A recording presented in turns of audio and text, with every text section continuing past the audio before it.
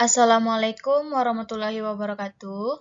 Perkenalkan, nama saya Vivi Anggraini, NIM 17230016, jurusan akuntansi. Baiklah, di sini saya akan mempresentasikan tugas 6 saya dari mata kuliah Seminar Akuntansi Keuangan dan yang berjudul Accounting Standard Making on the Basis of the Public Policy Analysis Method. Baiklah, akan saya jelaskan. Skandal keuangan yang dipicu oleh kasus Enron membangkitkan diskusi di seluruh dunia tentang pembuatan akuntansi standar. Membuat standar akuntansi yang berkualitas menjadi tujuan reformasi akuntansi.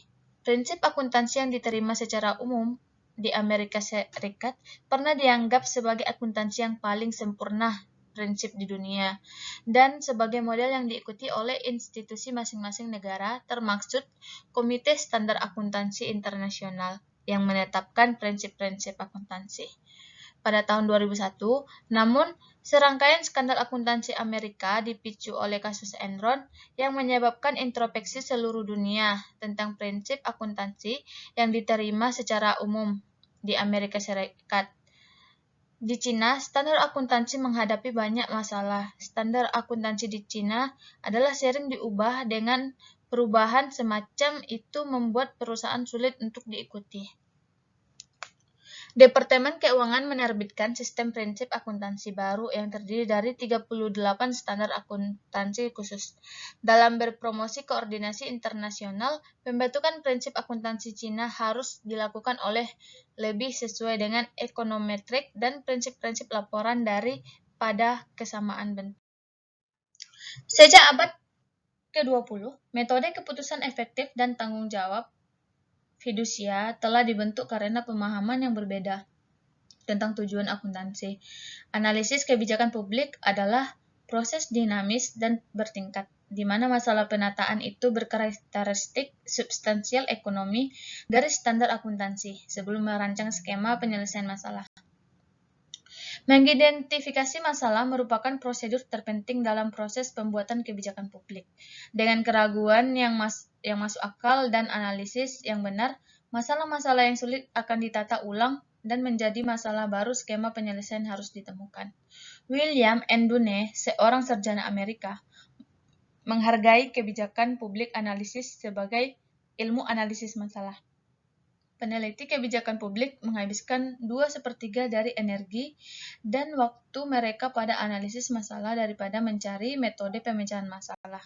Karena kebijakan publik, skema akan mudah ditemukan setelah mengidentifikasi karakteristik masalah. Metode dalam penelitian ini yaitu proses dinamis dan bertingkat. Objek dari penelitian ini yaitu Amerika dan Cina. Sampelnya yaitu 38 standar akuntansi khusus. Kesimpulannya yaitu standar akuntansi adalah kebijakan ekonomi, dan standar tersebut tidak hanya memenuhi persyaratan bidang akuntansi, tetapi memenuhi peraturan kebijakan publik. Dalam proses membuat kebijakan publik, mengidentifikasi dan menata masalah merupakan titik tolak logika publik analisis kebijakan, yang juga merupakan langkah paling esensial dan sulit dalam pembuatan kebijakan publik.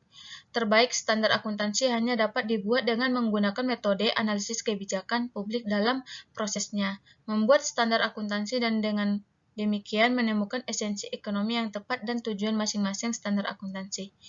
Dari perubahan prinsip akuntansi yang diterima Amerika Serikat secara umum, jelas bahwa akuntansi standar berkaitan erat dengan kegiatan ekonomi suatu negara.